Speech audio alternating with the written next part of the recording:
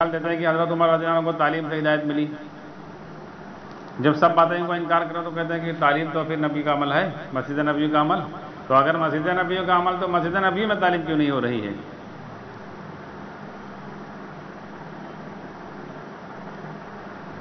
ایک طرف کہہ دو پھر علماء کے پیچھے چلو تو دنیا کے سارے علماء کو پھر یہ بات معلوم نہیں، تو پھر علماء کو جاہل بتاؤیں. اگر کہہ رہے ہو علماء کے پیچھے چلو تو ساری دنیا کے علماء نے یہ آواز کیوں نہیں اٹھائی کہ مسجد نبی کا یہ اتنا بڑا عمل ہے جس کو رسول اللہ صلی اللہ علیہ وسلم نے پوری زندگی کیا، وہ عمل ہونا چاہیے؟ تو پھر جاہل لوگ پھر عالم کو بتلاویں کہ یہ مسجد نبی کا عمل ہے، عالم کو بتلاویں. عالم لوگ وہاں بات پہنچاویں تو بات چلے. اس کا مطلب عالم کو یہ بات نہیں معلوم ہے. اور پھر حضرت عمر رضی اللہ عنہ کی دلیل دیتے ہیں کہ حضرت عمر رضی اللہ عنہ کو تعلیم سے ہدایت ملی. حضرت عمر رضی اللہ عنہ کے تعلیم کے جس جملے سے ہدایت ملی ہے وہی جملے سے آپ کو چڑھ ہے. وہاں تو قرآن کی تعلیم ہو رہی تھی، اور اس آیت یہ آیت پڑھی اننی انا اللہ لا الہ الا انا فاعبدنی، میں ہی اللہ، میرے سوا کوئی اللہ ہی نہیں، کوئی کرنے والا ہے ہی نہیں. اس بات سے ہدایت نہیں، اور اس بات سے تم کو چڑھ ہے، اس بات سے مخالفت کی یہ بات نہ کہو، یہ رہبانیت کی دعوت ہے. جس بات سے حضرت عمر رضی اللہ عنہ کو ہدایت ملی اس بات کو تم رہبانیت کہہ رہے ہو، یعنی گمراہی کی بات کہہ رہے ہو. بات سمجھو پہلے. جیسے گاڑی پیٹرول سے چلی تو پیٹرول کے بجائے تم پانی ڈال لے اس میں تو کہاں چلے گی؟ اگر اس بات سے چیڑے تو پوری زندگی تعلیم کرتے رہو، ہدایت تو نہیں ملے گی. حضرت عمر رضی اللہ عنہ کی تعلیم سے ملاتے ہیں تو ایک صاحب کہہ رہے تو ہم نے کہا دیکھو حضرت عمر رضی اللہ عنہ کو جو تعلیم تھی ان کے تعلیم اپنی تعلیم ملا ہوا. حضرت عمر رضی اللہ عنہ کے بہن کے یہاں حضرت خباب رضی اللہ عنہ تعلیم کرانے جاتے تھے. تو تمہارے یہاں گھر میں کہ مشورے سے کوئی نہ محرم جائے تعلیم کرانے کے لیے، پھر ویسی تعلیم ایک دم کرو. یہاں تو یہ ہے کہ اگر تمہاری بھابھی وہ بھی نہیں بیٹھ سکتی ہیں، اور وہاں دوسرے غیر محرم گئے حضرت عمر رضی اللہ عنہ کی بہن کے ہیں وہ تعلیم کرانے جاتے تھے. تو مشورے سے طے کرو باری باری سے مسجد والی جماعت کے ساتھ اتنے 4 مہینے لگے ان کے گھروں میں تعلیم کرانے جائیں دوسرے لوگ، کہ بھائی وہی ہدایت تم چاہتے ہو. ایمان ہدایت کے بغیر جو ہے اللہ کا دین و کوئی شریعت لاگو ہوتی نہیں ہے. تو وہ ایمان جب آئے گا تب شریعت آئے گی بعد میں. تو یہ سب سے بڑی جھوٹی بات ہے کہ یہ نبیوں والا کام ہے. نبی کا کام تو نبی سے چلے گا، نبی کا کام نبی سے چلے گا. بھائی بارش کس کو کہتے ہیں؟ جو آسمان سے بارش ہوتی ہے. زمین میں فوارہ لگا کے پانی برسا اس کو کوئی بارش کہتا ہے کہ یہ بارش ہو رہی ہے؟ تو دنیا والوں کا نظام ہے.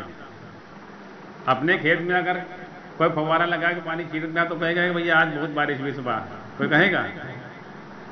اتنی بات تو دنیا کے جاہلوں کو بھی معلوم ہے کہ جو اللہ کے یہاں سے جو چیز آئے گی وہ اللہ کا نظام ہے، وہ قدرتی چیز ہے. وہ اپنے نظام کو یہ نہیں کہتے ہیں کہ اللہ کا نظام ہے قدرتی چیزوں، کہتے ہیں آپ نے بنایا ہے بھیا، بارش نہیں ہوئی تو یہ کر رہے ہیں.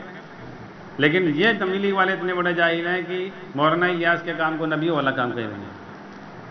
تو نبی والا کام یہ نہیں ہو سکتا ہے.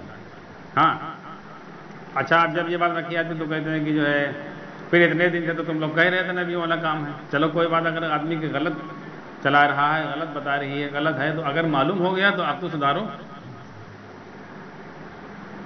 بھائی کوئی چیز نقلی کھا رہے تھے، پتہ چلا ابھی شہد لے آؤ آپ 5 کلو کھا لیو، 9 کلو 10 کلو لائے ہو 9 کلو کھا لیو، 1 کلو بچا ہے.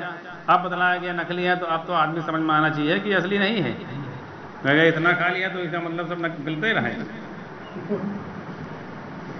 اور پھر اتنی موٹی بات تو خود سمجھ میں آنا چاہیے، جو کام نبی سے چلا ہے وہ نبی کا کام ہے. اگر آپ ابھی بات رکھو کہ حضرت یہی پرورش والی بات رکھو کہ حضرت ابو ذر غفاری رضی اللہ عنہ فرماتے تھے کہ مال کمانا حرام ہے، مال کمانا حرام ہے. ملک شام کے اندر جب تھے تو حضرت ابی معاویہ رضی اللہ تعالیٰ عنہ نے ان سے کہا کہ ٹھیک ہے یہ باتیں تم نہ کرو، اس سے اختلاف ہو رہا ہے، لوگ اعتراض کر رہے ہیں. اور پھر اور لوگوں نے کہا کہ ٹھیک ہے اگر مال کمانا تم کہہ رہے ہو تو زکوٰۃ کا پھر حکم کا ہے. تو وہ فرماتے تھے کہ دیکھو تم صحابی رسول تمہارے لیے نہیں جائز ہے، تمہارے لیے نہیں ٹھیک ہے، باقی دنیا کماؤ کوئی مسئلہ نہیں. اور حضرت ابو درداء رضی اللہ عنہ فرماتے تھے مسجد کے سامنے دکان ہو، 3000 روپے 300 روپے نفع ملے روزانہ، اور سب اللہ کے راستے میں خرچہ کر دیں، پھر بھی ہم نہیں کریں گے. اسی طریقے سے اور صحابہ کی جب بات رکھو تو کہتے ہیں دیکھو اس میں 2-4 صحابہ کی بات نہیں لیا گیا ہے. حضرت ابوبکر صدیق رضی اللہ عنہ کی چادر والی لائیں گے اور پھر کہیں گے جمہور کا قول کیا ہے، اور ایک اور کوئی جملہ ہے وہ کہتے ہیں جمہور اجماع، ہاں اس پر امت کا اجماع ہے کمانا، ہاں یہ 2-4 آدمی کی بات نہیں لی جائے گی۔ اب دیکھو، مگر تم ایک صحابی نے زندگی میں ایک مرتبہ گشت تو کر لیا۔ سہارنپور میں ایک بہت مولانا ہے، مولانا عبدالعظیم، جو تخصص فی الحدیث کا شعبہ ہے، وہ پڑھاتے ہیں، تو ان سے ایک ساتھی ملنے کے لیے گئے تھے، تو انہوں نے یہی اسباب والی بات رکھی کہ تم یہ سب انکار کیوں کر رہے ہیں؟ تو انہوں نے کہا بھائی مولانا یوسف صاحب کے بیانات پڑھیے، اور وہاں مرکز سے مولانا صاحب کہہ رہے ہیں، اس لیے ہم لوگ پڑھ رہے ہیں، ان کے بیان میں ہے کہ سارے اسباب کی نفی کرو، تردید کرو۔ اور پھر انہوں نے کہا نہیں مولانا یوسف کو نبی تھوڑے ہیں، ان کی بات نہیں لی جائے گی صحابہ کی، تو انہوں نے صحابہ کی بات رکھی، حضرت ابو درداء رضی اللہ عنہ کی روایت رکھی کہ وہ فرماتے تھے کہ مسجد کے سامنے دکان ہو، اتنے روپے روزانہ نفع ملے اور سب خرچہ کر دیں اللہ کا، پھر بھی ہم نہیں کاروبار کریں گے۔ تو آپ کہہ رہے ہو کمانا اللہ کا حکم ہے، صحابی انکار کر دے تو ایمان کہاں بچا جو اللہ کے حکم کا انکار کر دے؟ تو انہوں نے کہا ایک صحابی کی بات نہیں لیا کہ جمہور دیکھا جائے گا، تو انہوں نے بھی عورت بات رکھی کہ حضرت ابو ہریرہ رضی اللہ عنہ کا زندگی میں ایک مرتبہ گشت کرنا، تو ہفتے میں 2 گشت کہاں ثابت کر سکتے ہو؟ ایک صحابی کا عمل کیسے لے لیا، باقی صحابہ نے کیا نہیں؟ تو انہوں نے کہا تم عالم ہو؟ تو کہا کہ دین عالم کے لیے ہے کہ جاہل کے لیے نہیں کیا؟ بھائی دین میں دلیل تو سب کو ایک دی جائے گی، چاہے عالم ہو چاہے جاہل۔ تو نبیوں والا کام جو ہوگا وہ نبی سے چلے گا، جو کام نبی نے نہیں کیا ہے وہ کام کوئی آدمی کہہ سکتا ہے نبی والا کام ہے؟ پوری امت کا اجماع رہا ہے شروع سے اس پر کہ 20 رکعت تراویح ہے، بیچ میں اہل حدیث لوگوں نے 8 شروع کر دی، جبکہ حدیث کا وہ حوالہ دیتے ہیں، ان کے پاس حدیثیں ہیں، تب تو امت مان میں جھگڑا ہو رہا ہے کہ 8 کہاں سے لائے ہو۔ پوری امت کا اجماع رہا ہے کہ 3 طلاق ہیں، لیکن بیچ میں اہل حدیث لایا کہ 3 طلاق 1 طلاق، پوری امت نہیں مان رہی ہے، جبکہ وہ حدیث کا حوالہ دیتے ہیں۔ تو اب بتاؤ، جب ان کے پاس حدیث ہے تب تو لوگ مانتے نہیں ہیں کہ یہ چیز سنت بن جائے گی، یہ عمل قابل عمل ہے۔ تو جس کام کو نبی نے، صحابہ نے، کسی ولی نے، کسی محدث نے، کسی مفسر نے، بیچ میں کسی اولیاء نے نہیں کیا ہو، وہ کام نبی والا بن جائے گا۔ دیکھو امت یہاں سے دھوکہ کھائی ہے، بولتے بولتے یہ سب چلنے لگا کہ یہ نظام نبیوں والا کام ہے، یہ نظام نبیوں والا کام نہیں ہے۔ نبیوں کا کام یہ ہے کہ اللہ رحم ہے، نماز پر پالتے ہیں، اس پر جو اپنی زندگی لائے وہ نبی والے راستے پر ہے، اس کے لیے کسی نظام کی ضرورت نہیں۔ اور پھر جب اس نظام کو نبی والا کام مانا تو ان کے یہاں جو جب تبلیغ میں، کیونکہ ہم لوگ بھی تبلیغ میں تھے، کارگزاری جمع کرتے تھے، ہم لوگ بھی لکھا پڑھی کرتے تھے، جو کارگزاری جمع کی جاتی ہے اس میں جو فعال غیر فعال لکھا جاتا ہے، یعنی ایکٹیو آدمی، یعنی کہ یہ آدمی قابل اعتماد ہے، یعنی یہ سمجھ لو بات۔ تو جو سال کا چلہ لگا لے وہ آدمی قابل اعتماد ہے، اور ان کے یہاں جو آدمی سال کا چلہ نہ لگاوے، نماز سے اپنے کام بنوا رہا ہو، دعا سے اس کے کام بن رہا ہو، وہ غیر فعال ہے۔ دیکھو پہلے وہ غیر فعال ہے، یعنی کوئی کام کا آدمی نہیں، سمجھ لو، یعنی سمجھ لو فیوز بلا پائے، سمجھ لو ایسا سمجھ لو، اسپائر چیز آئے، یہ سمجھ لو۔ ہاں جیسے سمجھ لو آپ کا جو ہے ڈی ایل ختم ہو چکا ہے اور انشورنس ختم ہو چکا ہے، پھر سے آپ کا جو ہے بنوانا پڑی ہے، فیس پڑی ہے، ویسے سمجھ لو کہ جب سال کا چلہ لگا لو تب ان کے کام کے آدمی بنے ہو۔ اگر نماز سے تم چاہے پوری امت کا مسئلہ حل کرا دو، بیکار آدمی ہو۔ یعنی یہاں سے یہ بات بگڑی کہ یہ نبیوں والا کام ہے، نبیوں والا کام یہ اللہ کرتے ہیں، نماز پر کرتے ہیں۔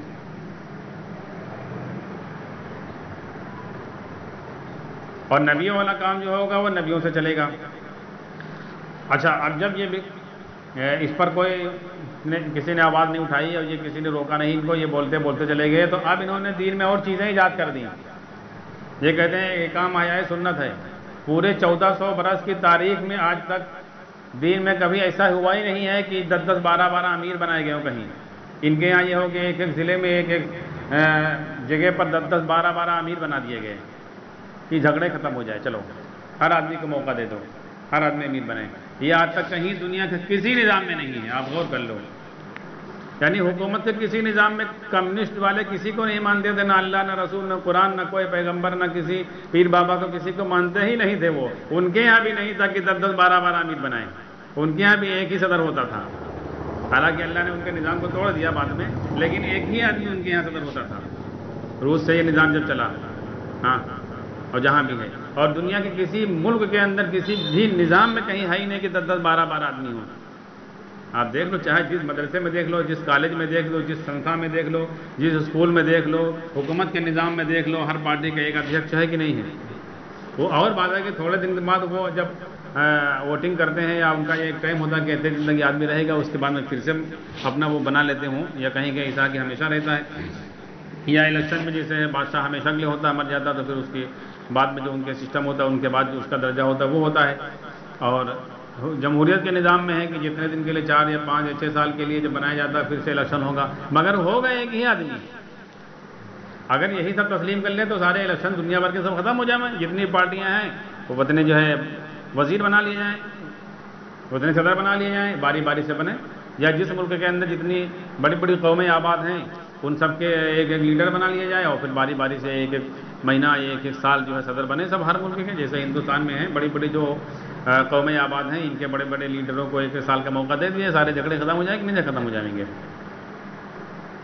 مگر انہوں نے یہ بدعت نکالی ہے دین کے اندر، اور سارے مولانا لوگوں نے مل کر نکالی ہے۔ دیکھو ہاں، عالم لوگوں نے بیٹھ کر نکالی ہے۔ اب ہم کو لوگوں کو کہتے ہیں کہ عالم کے پیچھے چلو، آپ بتاؤ ایسے جاہلوں کے پیچھے ہم چلیں گے جو دین میں نئی نئی بدعت ایجاد کریں، کہاں جائیں گے ہم؟ آپ غور کرو، اللہ کے نبی صلی اللہ علیہ وسلم نے تو فرمایا قرآن و سنت 2 چیزیں چھوڑے جا رہا ہوں، اور ہم لوگ قرآن و سنت کے حساب سے چلنے کی کوشش کرتے ہیں، اللہ کے نبی کی بات کو مانتے ہیں، اور یہ ہر ضلع کے اندر ہے۔ یہ تبلیغ والوں کی بدعت ہے، باقی کہیں دنیا میں کسی نظام میں نہیں ہے، ہر جگہ ایک آدمی ہے۔ جبکہ اللہ کے نبی صلی اللہ علیہ وسلم کے اس کے مقابلے پر حدیث ہے کہ ایک امیر کے ہوتے ہیں وہ دوسرا دعویٰ کرے اس کو قتل کرو، یہ اللہ کے نبی صلی اللہ علیہ وسلم کی حدیث ہے۔ ہم لوگ اگر ذرا سے پیجامہ ٹکنے سے نیچے پہن لے تو کہیں گے حرام ہے، ذرا سے 1 انچ پیجامہ فالتو ہو تو حرام ہے، اگر 3 مرتبہ کلی کرنا ہے 4 مرتبہ کر لو مکروہ جی ہے ہم لوگوں کے لیے۔ ابھی ایک کی جگہ 12 10 بنا لی تو ان کے لیے سب ثواب ہے، 1 مرتبہ کلی فالتو کر لے مکروہ جی ہے، بتاؤ آپ غور کرو۔ یہ یہاں سے بگاڑ ہوا کہ یہ نبیوں والا کام ہے، یعنی جو نظام بناوے وہ سب نبیوں والا کام ہے جو بناوے۔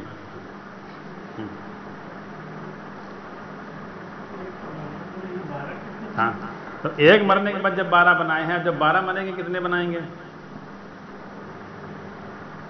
اور علماء نے ان کے مولانا لوگوں نے بیٹھ کے بنائے، مسئلہ یہ ہے وہ مولانا جو مولانا صاحب کے ساتھ میں رہتے ہیں انہوں نے بیٹھ کے بنائے، جاہل آدمی یہ لوگ کہہ رہے تھے کہ ایک چیز کسی کو بنا دیا، لیکن ان لوگوں نے مل کر 12 بنا لیے۔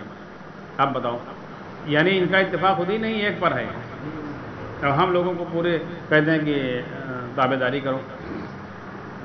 پھر یہ کہتے تھے کہ اس کام سے باطل ٹوٹے گا، تو کیا چیز ٹوٹ گئی؟ ہاں، تو اس کا مطلب نظام تمہارا باطل تھا، جو چیز ٹوٹی وہی تو باطل مانی جائے گی بھائی۔ جو چیز ٹوٹی، ابھی کوئی مشینری ہو اٹھا کے لا کے نس کے پٹک دو تو جو چیز اندر سے کمزور ہوگی وہی تو ٹوٹے گی، تو اس کا مطلب وہ چیز باطل سے ٹوٹ گئی، باطل نظام تھا، اللہ نے توڑ دیا۔ اگر کلمہ نماز ہونے کی بات چل رہی ہوتی ہے، کلمہ نماز ہونے کی یقین ہوتا تو مجال سے کیوں ٹوٹتی؟ صحابہ والا ایمان آ جائے، حضور اکرم صلی اللہ علیہ وسلم والی نماز آ جائے تو بتاؤ آدمی ٹوٹ سکتا ہے کہیں؟ اور پھر کہتے تھے اس مدد، مولانا صاحب کا بیان تھا کہ اس مدد سے اللہ، اس کام سے اگر اللہ کی مدد کا یقین نہ ہو تو وہ آدمی پھانسی کا پھندا لگا لے، اپنی جان دے دے۔ یہ مولانا صاحب کا بیان تھا۔ تو پھانسی کس کو لگانا چاہیے بتاؤ؟ اس لیے ہم لوگ جو نظام سے الگ ہوئے اور جو مخالفت کر رہے ہیں، ہم لوگوں کو کوئی ذاتی معاملہ نہیں ہے کسی سے، مگر بات یہ ہے کہ جب قرآن و سنت کے خلاف کوئی چیز کو تم قرآن و سنت کے برابر درجہ دے رہے ہو تو پھر روکا نہیں جائے گا۔ آپ غور کرو، ایک آدمی نماز کا عمل کر رہا ہے مسجد کے اندر، ایک آدمی یہ فضائل اعمال کی تعلیم کر رہا ہے یا بیان کر رہا ہے، گشت کے آداب بتا رہا ہے، یہ تعلیم کر رہا ہے، دو ہی کام ہوتے ہیں، بیان، گشت کے آداب، یہ تعلیم۔